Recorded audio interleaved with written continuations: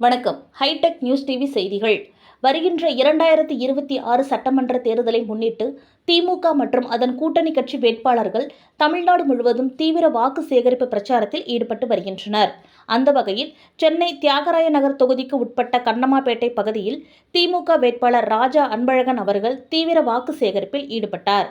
முன்னதாக தி-நகர் பகுதியில் உள்ள தேர்தல் பணிமனையில் இருந்து துவங்கி முத்துரங்கன் சாலை, கார்ப்பரேஷன் காலனி, 1வது, 2வது, 3வது தெருக்கள், கண்ணம்மாப்பேட்டை, உஸ்மான் சாலை வழியாக மீண்டும் தி-நகர் பணிமனை வழியாக பல்வேறு இடங்களிலும் ராஜா அன்பழகன் அவர்கள் தீவிர வாக்கு சேகரிப்பில் ஈடுபட்டார். அப்போது அவர்களுக்கு செல்லும் இடமெல்லாம் பொதுமக்கள் ஆராத்தி எடுத்தும், மாலை அணிவித்தும், பூக்கள் தூவியும், பட்டாசுகள் வெடித்தும், மேளதாளங்கள் முழங்க உற்சாக வரவேற்பு அளித்தனர்.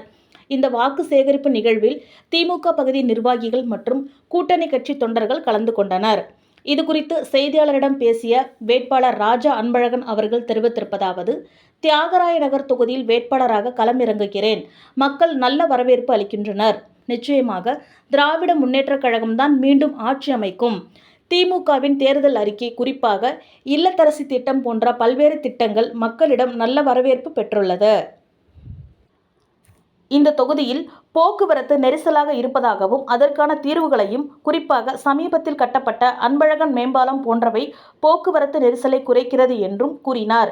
மீண்டும் முதலமைச்சராக மு.க. ஸ்டாலின் அவர்கள்தான் வருவார் என்றும் அவர் கூறினார்.